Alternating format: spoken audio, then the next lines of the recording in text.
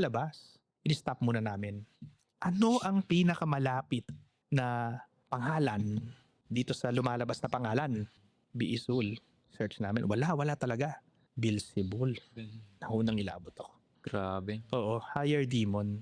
No? At makikita mo sa Bible. Sige, Father, banggitin mo. Banatan mo, sabi sa akin. Alam ko na yung pangalan eh. Sinabi ko ganyan, ayun. Nagkaroon na ng Reaction. konting reaction.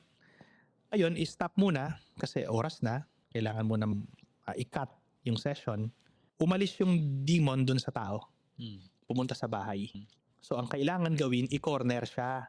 Ikukulong mo, no? Kasi kung exorcise mo yung tao sa simbahan, magaling yung diablo eh. Magaling yung demonyo, aalis siya doon para hindi tamaan ng dasal.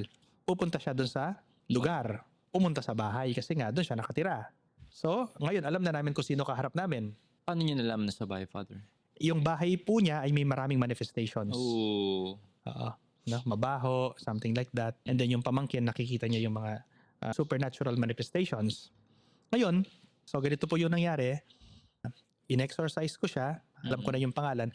Hinanap namin ngayon yung nemesis. When you say nemesis, sino ang katapat ng demonyong ito na nasa langit?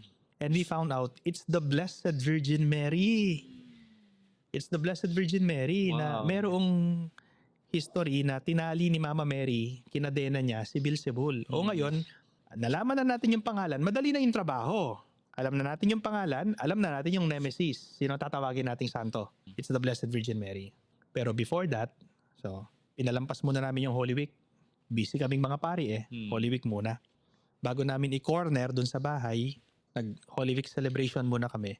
But before that, that's the time when I experienced retaliation, great retaliation.